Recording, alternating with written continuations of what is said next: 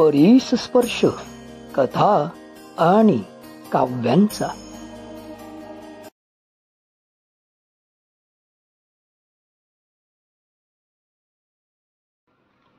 नमस्कार मित्रांनो, परिस्पर्श कथा आणि काव्यांचा या माझ्या युट्यूब चॅनलमध्ये आपल्या सगळ्यांचं स्वागत.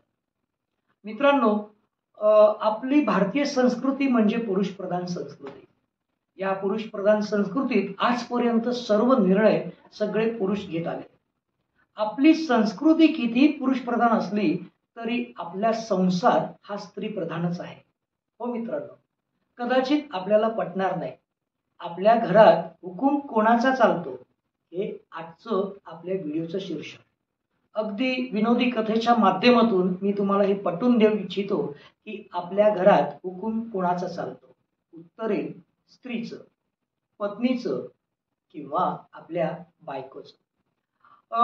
तुम्हाला पटणार नाही, तुम्ही लगेच ऍक्सेप्ट करणार नाही, परंतु सकाळपासून घडणाऱ्या आणि रात्रीपर्यंत घडणाऱ्या सगळ्या गोष्टी जर तुम्ही लक्षात घेतल्यात तर तुम्हाला कळेल हुकूम.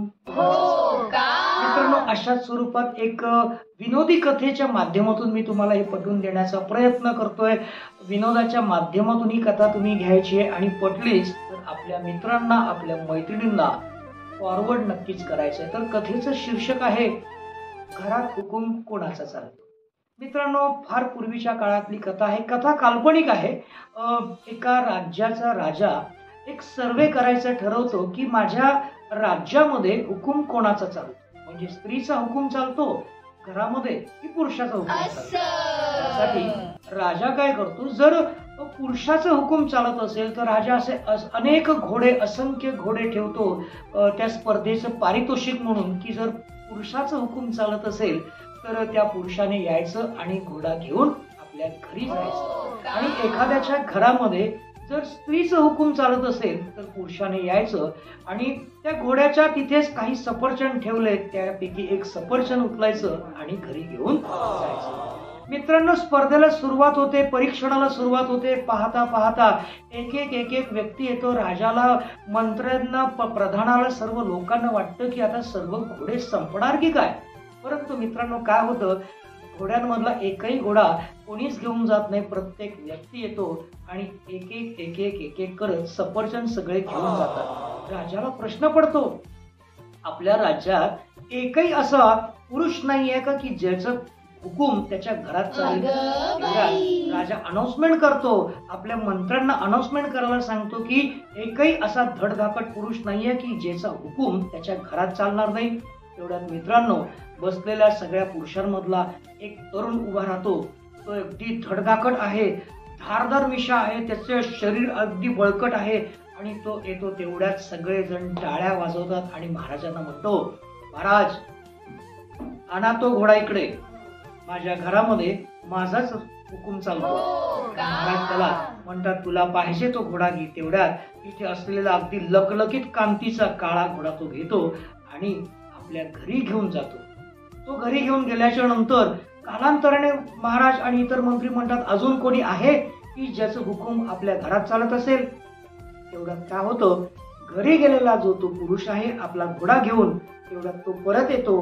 महाराज म्हणतात की हे तरुणा, तू परत का आलास. तर तो म्हणतो, महाराज मी हा घोडा घरी घेऊन गेलो.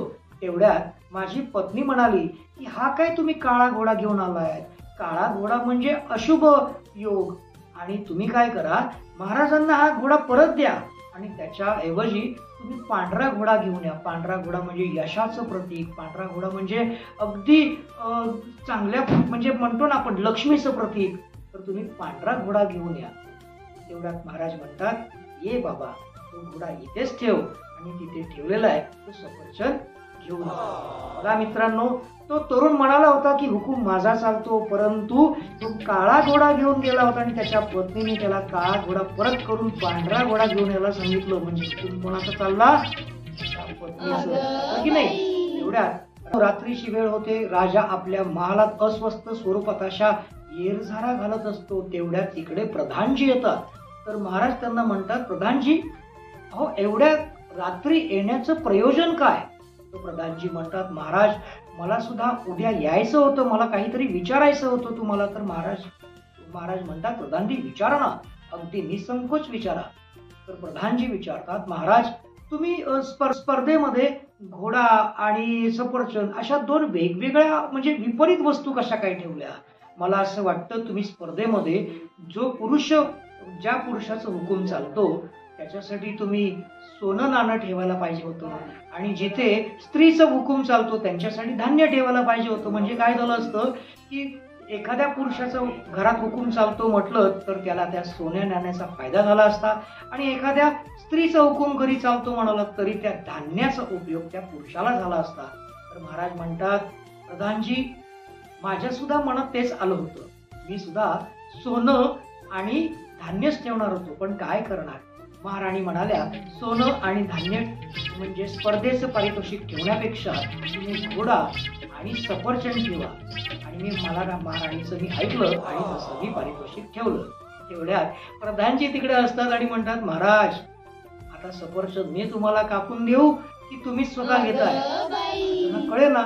तेवढ्यात प्रधानजी म्हणतात, महाराज अहो, ज्या राज्याचा राजाच आपल्या महाराणीचं ऐकतो त्या राज्याचं नागरिक किंवा त्या राज्याचे तरुण आपल्या पत्नीचं काय ऐकणार नाही? महाराजांना पटतं, अरे हो, इथे मी देखील माझ्याच पत्नीचं ऐकतोय.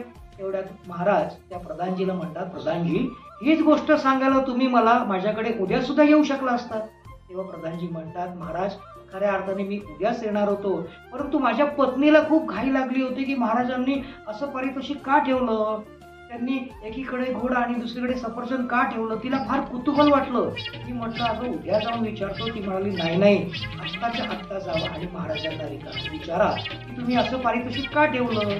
की जिंकणाऱ्या व्यक्तीला घोडा आणि हारणाऱ्या व्यक्तीला सफरचंद. म्हणजे ज्या घरात पुरुषाचा हुकूम चालेल त्याच्यासाठी घोडा, आणि ज्या घरात पुरुषाचा हुकूम चालत नाही त्याच्यासाठी सफरचंद. तर मी हे तुम्हाला उद्या विचारणार होतो, परंतु माझी पत्नी मला म्हणाली की आत्ताच. त्यावेळेस महाराज सुद्धा तिकडे असतात की प्रधानजी आता तिथे ठेवलेले सफरचंद आहेत, तुम्ही सुद्धा. मित्रांनो बघा, इकडे साक्षात महाराजांना सुद्धा आपल्या पत्नीचं ऐकावं लागलं, प्रधानजीला सुद्धा आपल्या पत्नीचं ऐकावं लागलं. तुम्हालाही पटत नसेल किंवा आता ही गोष्ट ऐकल्यावर पटलंही असेल. खरंच सकाळपासून घडणाऱ्या रात्रीपर्यंत घडणाऱ्या गोष्टी पहा, आणि त्यातल्या किती गोष्टी तुमच्या मनाने होतात आणि किती गोष्टी तुम्हाला तुमच्या पत्नीचं ऐकावं लागतं. म्हणून या गोष्टीचं शीर्षक आहे, घरात हुकूम कोणाचा चालतो. मित्रांनो, पुरुष प्रधान संस्कृती असली तरी संसार हा मात्र स्त्री प्रधानाचा आहे. पटलं असेल तर माझ्या व्हिडिओला लाईक, शेअर आणि फॉरवर्ड करायला हरकत